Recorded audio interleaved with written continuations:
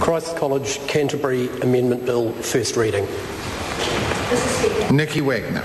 Mr Speaker, I move that the Christ College Canterbury Amendment Bill be now read a first time. Mr Speaker, at the appropriate time, I intend to move that the bill be considered by the Government Administration Select Committee. Christchurch is considered the most English of New Zealand cities, and with the River Avon flowing through its town, its Anglican cathedral and its neo-Gothic buildings, including those of Christ College. And it's not surprising, because the city and the whole Canterbury province began life as a Church of England colony as envisaged by Edward Gibbon Wakefield and John Robert Godley. Christ College was part of that vision, and it began in 1850 as a school for early settlers.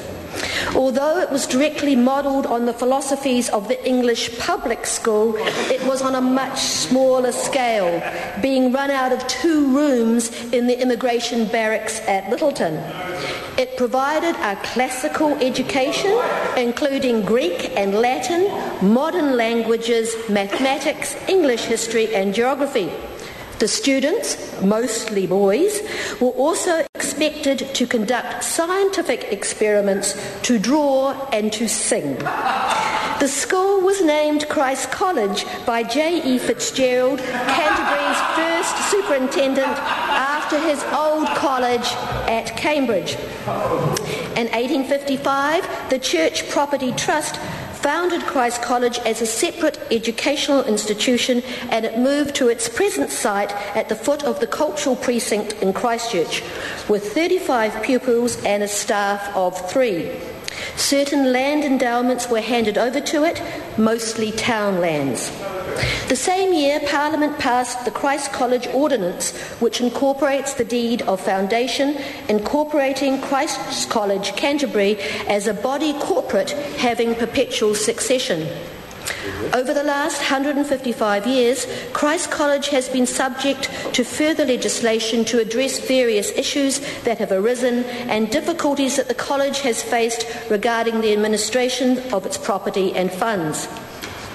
The Christ College Canterbury Amendment Bill that I bring forward today amends the 1910 Act to authorise the governing body of the college to apply property in certain circumstances to the benefit of the college, even though the property was not applied for the original purpose for which it was given or vested in the college. Over the years, the college has received numerous bequests from various donors. The terms of some of them require that the annual income generated by the funds be applied to a specific purpose. For example, the provision of prizes for certain subjects or sports, or the provisions of scholarships to pupils who meet certain criteria. Accordingly, the college holds these funds on trust to be applied for those specific purposes. While the 1910 Act gives the governing body wide powers, Section 5 of the Act makes it clear that nothing in the Act is to be construed to give the power to use any monies or property for purposes other than were intended by any conveyance, transfer, grant, gift, deposition or declaration of trust, setting out the purpose for which any property was given to or vested in the college. That is, the college must apply the funds to the purpose specified by the donor. This reflects the common law duty of trustees to comply with the terms of any trust. That's right. But let me make it clear, the college wishes to, and as a trustee must, ensure that the fullest extent possible the objects of the trust continue to be met. However, the stated objects of a number of trusts have over the years become largely redundant. Also, some of the trusts receive income that is either in excess of or insufficient for their needs. The college is not alone in trying to manage this issue. The Methodist Church of New Zealand's Trust Bill has recently passed in this House, and it dealt with the same problem, as did the Anglican Church Trusts Act in 1881, the Presbyterian Church Properties Amendment Act in 1966, and the Roman Catholic Bishops Empowering Act of 1997.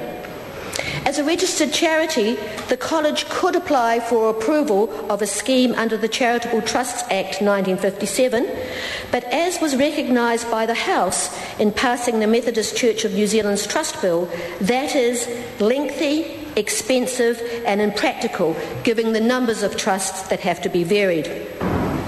The Christ College Canterbury Amendment Bill does not confer power to use properties for purposes other than that were intended. The Board is aware that where it is possible to carry out the donor's intention, those intentions must continue to be honoured.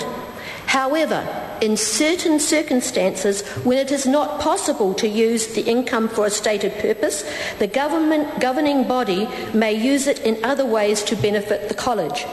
These circumstances are when the original purposes have become wholly or in part redundant, uncertain as to application, impractical to implement, or the property generates income that is inadequate or in excess of the amount necessary for those purposes.